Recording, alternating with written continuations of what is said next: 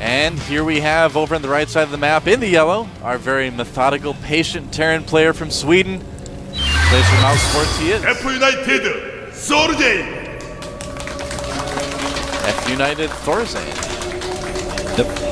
Of course, playing for the team F United, but on the team Mouse Sports back at home. Yep, that's right. Really cool to see foreign teams and green teams make these sort of agreements. But yeah, here's our Protoss player, winner of the last match. Played pretty well, he is. MVP 1. A lot of fans for this guy. There weren't so many before, but man, they saw his play last game and they're like, well, I'm your fan now. We're going to clap for you. And there's a crowd right there. Look at all those hats. Love those hats. So that's the thing is that, yeah, the bench was just really, really, really happy when Juan won that game. You know, it was his first time playing in the booth. Everyone's kind of, you know, cheering for him. So it's kind of cool to see him get in the booth for the first time, get his first win. Definitely a neat experience if you're a pro player, I'm sure. Yeah, definitely so, and it's a really good feeling when you're the first time in your booth if you get a win, because it makes you feel like, you know, I trained for this and I did well. If you lose, you get this weird feeling of like, did I lose because I was nervous, or you know, there's all these other thoughts that could cross your head, and not even if you don't actually feel that way, you know that other people might think that of you. So there's all these different emotions that go through that. Yeah, it's awesome. I remember the first FPS tournament I played in, winning my first match. It just felt great, you know. It's like you practice with your friends so much, and then you're like, but am I actually good enough to compete? And when you win that first match, it's like, wow, I actually am. It feels great. So yeah, I played a lot of tournaments for other games with StarCraft back in my day, and back in my day I played Smash Brothers tournaments, man. I actually retired after I lost to a 10-year-old in this one tournament, and I actually cried, man. I cried and I retired. I was like, I can't play this game anymore. I felt really sad. We need to find a VOD about this. Is there a VOD of this? No, anywhere? there's no VOD. Oh well. I was sad, man. I lost to a 10-year-old. I was 17 at the time, I think it was, and I lost. It made me sad. It's okay. You're making me feel sad just I thinking know. about I it just now. had to tell you guys that story. Depressing me, Wolf.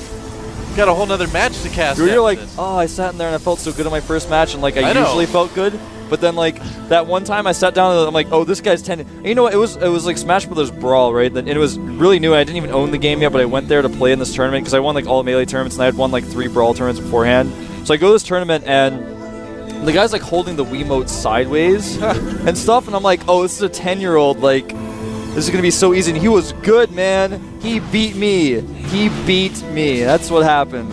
I was upset. All right, so, guys, we've been talking about a lot of different things here. It's been a one-rack expand from Thorzane. Yep. Probe knows what's going on, saw the bunker. Give you guys the recap. On the Protoss side of things, a very fast second gas from MVP1. Yeah. So that's interesting. That is quite interesting. Yeah. Well, it's pretty normal, but interesting just the same. It's true. Now, we're going to see what sort of tech pattern we're going to see from Juan pretty soon. He hasn't really shown us anything, but it looks like he wants a 1-gate expand off of 2 gas, which is becoming popular. I was going to say either that or the probe is just like ditching work, but nope, there's the Nexus right there.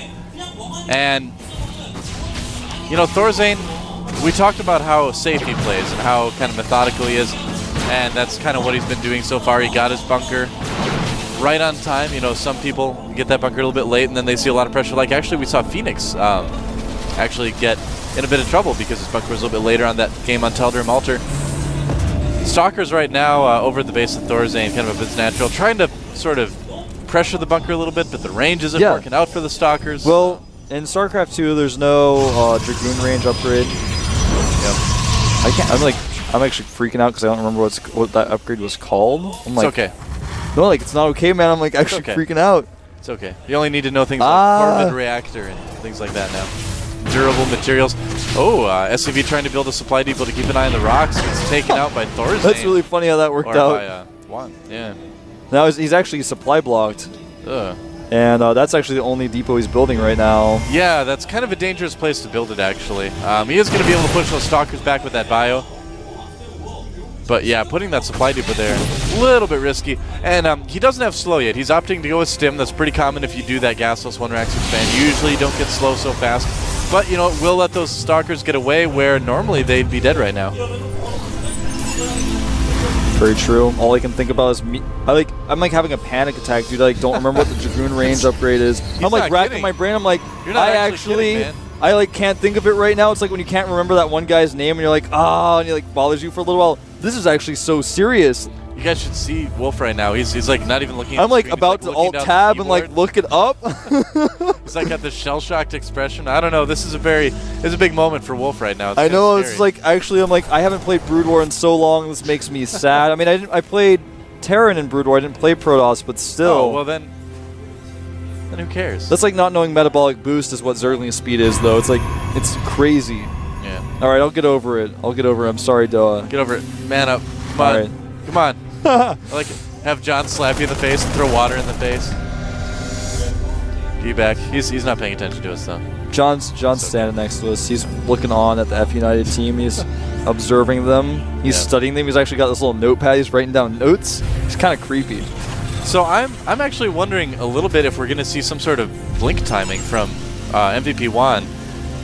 Well, What do you think? I think that's unlikely, only because he has only 2 Stalkers out right now. I think if he were going to do that, he would have been adding more Stalkers. Yeah. Right now, Thorzane has the potential to easily take a 3rd base. He's got a ton of barracks. He powered up, or he's not. Excuse me, not a ton of barracks. He's got the reactor going on the starport, and he's going to have a ton of opportunities to pressure with those barracks. What I was trying to say, and with the Medivacs are out, and again, Juan going pretty fast. High Templar here. Yeah. Not quite as fast as last game, but pretty fast High Templar. It looks like we saw last game, you can use those feedback capabilities quite easily early on. Right. Doesn't need to worry about Banshees this time. I don't think Thorzane's ever done that, as far as I know. Now Thorzane, of course, barely putting any pressure on his opponent right now, just maybe trying to chase those Stalkers away from the Xel'Naga Tower, which is going to be tough to do because Juan's entire army is right there. Nope, now they're pulling back. So once charge finishes, it's going to be about the same timing. He'll be able to get his first couple of Archons out as well. And Ghost Academy. yep, Ghost Academy. Good timing for that. Although he may not have EMPs by the time this hits. This is this is actually a really good time for Thorzane to move out. He's got a really large army, and since his opponent's been teching so much, he's actually behind in supply by like 20. He's going to catch the Sentry with full energy. That Sentry, oh my god. He's like, I gotta use this energy. That was like so sick. The fastest force fields in the West, man. That's right. All right, so Stim from Thorzane. Here we go. Oh, nice catching off a couple units there. But now the you know, problem is the Zealots can't actually attack now, and he is doing a lot of damage here. Yep. This could Juan be is a in pretty trouble. quick game. Yeah, it looks like Thorzane may try to end the game now. Storm isn't ready, and he doesn't have any Templar out anyways. Yep, killing a couple pylons there.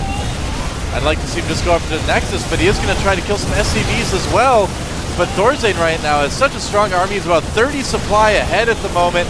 And even with the probes, I don't know. Yeah, he's just going to lose way too much here. And Force field actually helping out Thorzane a little bit more. Looks like Juan will be able to clean this up eventually. yeah, he's double neck-eyeing here. Yeah. I made that into a verb, double neck-eyeing. Double neck-eyeing. He's double neck-eyeing, and probe count right now, 33 probes, 63 SCVs. Yeah. Thorzane's still got an army. He does not. Not looking good. Looks like Juan wants to stick in it a little bit longer. Yeah, well, I mean, we talked about this last week a little bit with the Team League too, is when you're in a game, you don't necessarily GG quite as quickly as you would in like an individual match, just because part of the purpose of the game is to wear out the player as well, you know? If you want, you know, if you want them to have time to make mistakes, basically, and you also want them to have, you know, a lot on their mind. If they have to go into a really late game, that's a lot to think about. It's mentally draining. Exactly. Yep, not quite as maybe ridiculously long as we saw. We had a game last yesterday, week that was kinda silly. Oh, yesterday Yu-Gi-Oh, man, he was at like 8 supply, and I was like, Yu-Gi-Oh. Yu-Gi-Oh. Your move, Yu-Gi. That's actually get attention from people here in Korea. Say Yu-Gi-Oh. Yu-Gi-Oh. Yu-Gi-Oh. Yeah. Yu-Gi-Oh. Yu-Gi-Oh. Whatever. I've heard it said both ways. No, Yogi is Fine. like here, and it's like politely, it's like here, please. Learning Korean at the GSL. That's what you got to do when you come out here. That factory cannot land. There's a Nexus there. And looks like there's a bit of an engagement in the middle of the map. Thorzane is quite a bit ahead right now. Yeah, he's being very ahead. safe right now. He doesn't want to overextend himself. A lot of his supply lead is in those medevacs too, and I mean, he doesn't have the hugest little army there. He's up 30 workers, and he's got all those medevacs. There are 16 in supply in the medevac, so his supply lead isn't massive. He has to be very careful with how he uses it. Yeah, he's just now kind of getting into that big sort of massive supply jump that you see that when Terrans get on, late 2 base, early 3 base, they get a lot of barracks down, start to pump out a ton of bio. And, he, like we saw last game, he's going Ghost with Marine Marauder and medevac and dropping, not really making it too complicated, just doing what's good to do with this. Well, this is not exactly how you want to drop. Well, that's not. This is actually sacrificing a Marines to the Zealot pit. Yeah. Whoa. Nice. That was a close call there. Almost didn't get it, but barely. It's like all the evil geniuses in StarCraft World have a Zealot pit, sort of a Shark Tank. Is that what the EG team does when their players lose at MLG? I think so. They're like, in the Zealot pit. Uh-oh, these ghosts could get feedbacked by this High Templar. No, he's just going to storm instead. All right. I guess that works okay. Oh. Got sniped. Guardian Shield up. It's a pretty tough place for Phoenix, or not Phoenix, excuse me, Thorzan to engage, so he backs up. You have to be very careful about engaging in situations where your opponent has a better concave than you. Yeah, and he's going to want to try to get Juan to come up that ramp. I mean, that's the best thing for Thorzan to do right now. Nice feedbacks on killing some ghosts here. This High Templar killed 2 ghosts with feedbacks. But there's still so many more ghosts in that mix. In fact, there are 7 left. Yeah, he's got 9 ghosts total right now. That is a lot of ghosts. And here come the EMPs. It has begun. Nice EMPs on the Archons there to start things off. And Thorzan sniping another High Templar. And he's got a nice concave right now. Is he going to pull back to the ramp? No, he's going for it. Here we go. EMP again on the Archons. The Zealot's taking a lot of EMP as well. And I think that Thorzan is just going to absolutely crush this army from MVP 1. I think so too. And the Nexus will fall. Yep. And again, Thorzan, he's been ahead a long time in this game. This is I didn't expect Thorzan to crush through this easily, but earlier on, I mean, he took such a lead from that initial attack because Juan had tech too much. Now I think this game is going to end, and Thorzan is going to tie this up, man. Well, Thorzan just spent the last, 30 minutes watching MVP 1 do TVP. He saw him go for that fast Templar archive, so that push early in the game when his first couple medevacs came out was a great idea. Yeah, now 177 supply to 67 supply. And he doesn't even need to push up the ramp right now. Well, he doesn't want to because it's so difficult to do that when there are, potentially storms up there. Yeah. Feedback. It's very difficult for Thorzan to break up the ramp like we were talking about earlier. Always want to engage with the concave. He's just trying to bait the units down, and is so far being somewhat successful. Yeah, and that is going to be about it right there. Yeah, now he has the concave. He's got vision with the scan. GG! Thorzan ties it up 1-1. There we go, and Thorzan now with 2 wins in total GSTL, I don't know what that is. And MVP 1's like, whoa, that Terran was good. Well, he teched too quickly. He tried to get upgrades out. He was getting charged High Templar, trying to get Storm out there, and then Thorzan just poked, and he was like, well, for some reason, you just don't have any units. I think I'll just punish you. I guess I'll just kill you. Huge cheer for Thorzan, too. Everybody's knocking at that monitor today. Look out for the flames. It's okay. Yeah, it's okay. So many fans for F United here in the audience today. It's actually one of those awesome days where there's a lot of fans for both teams, which is actually a bit surprising. I'm surprised there's so many teams here for F United. But I think a lot of people are just interested to see how the foreigners do, too. Yeah, I think so. Yeah. We've actually, just looking around, we have a mostly Korean audience here today. Yeah. Sometimes we have so many foreigners come down to the studio on days like this where there's a foreign team playing. Yeah. For example, when FXO was playing in the Team League, we had a lot of foreign fans. The audience was like almost 50-50, but right now there's a lot of Korean fans here today, and Korean fans cheering for foreign players, so that's really exciting to see. Yeah, well, I mean, if you think about it, there's a lot of foreign fans that are fans of Korean players. That's true, and I'm one of those. It's the same way in Korea. Yeah, I mean, there's a lot of Korean players that I'm big fans of, but there's a lot of Koreans here that are fans of some of the foreign players, too. I mean, people think that Koreans don't watch StarCraft 2 at all outside of Korea. Well, they actually do. So, yeah, some fans for Thorzan here today. Very, very cool.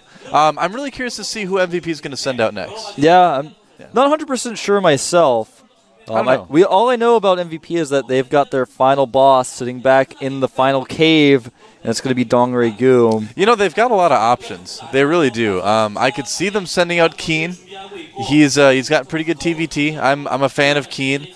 Yeah, So, Keen's really good. I could see them sending him as well. Yeah. Otherwise, who do they have for Zergs? Well, they have Don Well, they Riku, have obviously. Violet, but Violet seems to be sick right now, so I don't think they'll use him. Yeah. It's possible. Well, let's find out. Find out. We don't Could need be to wait Monster. anymore, Wolf. It could be Monster. I don't know. Could be. There they are. It could be Noblesse, too. Yeah, don't forget Guinea Pig. We could just name everyone. Guinea Pig! Is it really going to be Oh, him? all right. All right, bringing out That's our exciting. random player, Guinea Pig. Nice. This guy is great. If you guys haven't seen Guinea Pig play before, he is the best random player I have ever seen in my life.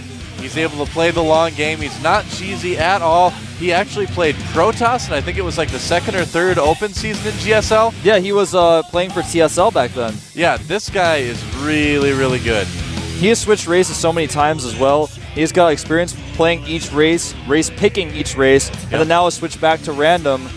And if I remember correctly, in that Clash of Houses series that was going on a while back, he actually, I believe, either won the house tournament or he came in second to Keen. I'm trying to remember which one it is. I casted it, so I feel like I should know. But yeah, but either way, he's that good. He can beat anybody on his team.